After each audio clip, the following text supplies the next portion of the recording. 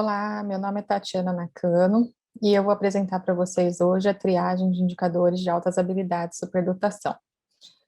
Essa ferramenta ela foi criada diante da dificuldade de identificar os alunos que apresentam sinais indicadores de superdotação.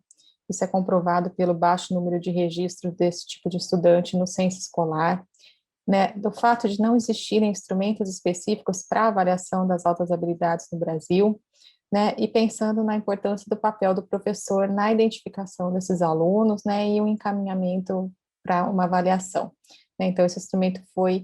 desenvolvido partindo-se dessas lacunas, né. O material ele é composto por um manual técnico, uma folha de resposta e apuração de resultados, e também por uma cartilha explicativa voltada para o profissional que vai responder o instrumento.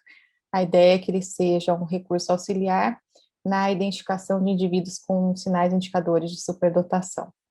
né? Se a gente considerar as recomendações propostas pelo Ministério da Educação, o processo de identificação deve ser realizado a partir de baterias de avaliação, né? E dentro dessas baterias, é, a TIAS, né, ela se enquadra numa fase que a gente chama de nomeação de professores, né, e ela poderia ser usada, então, numa primeira fase do processo, né, de identificação, chamada de screening, né, uma fase onde a gente tenta identificar os possíveis alunos superdotados, para encaminhar esses para uma avaliação mais completa, ou ainda poderia também o instrumento ser usado numa fase de diagnóstico mais aprofundado dentro de um processo de avaliação psicológica mais amplo e abrangente, né.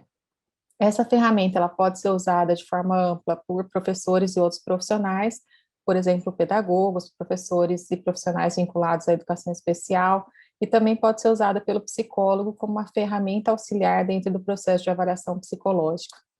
A escala ela é composta por 42 itens, né, esses itens avaliam comportamentos referentes a indicadores de superdotação em 5 áreas, né, que é a capacidade intelectual acadêmica, capacidade intelectual geral, criatividade, talento artístico e liderança. A presença desses comportamentos, né, em cada estudante ela é avaliada e aí considera-se 3 possibilidades, né, então aquele comportamento está com desenvolvimento acima da média, nível igual apresentado por estudantes da mesma idade, ou desenvolvimento abaixo do nível esperado. Existe ainda uma quarta opção, né, que é o incapaz de julgar, que pode ser marcada caso o profissional que está fazendo a avaliação não se sinta apto, né, a avaliar aquele tipo de comportamento. A aplicação desse instrumento é feita no formato lápis e papel ou online, né, o tempo médio de resposta é cerca de 10 minutos, né, depois de respondida, a pontuação em cada uma das 5 áreas é calculada e ela pode ser transformada em percentil e resultado padronizado. Para a gente verificar se existe a presença de sinais indicadores de superdotação, existem pontos de corte para cada área, né, então isso guia a nossa indicação para uma avaliação. Então, se o aluno supera o ponto de corte em alguma área, né, a gente recomenda que ele seja encaminhado para uma avaliação, né, essa avaliação vai poder confirmar ou não essa capacidade elevada.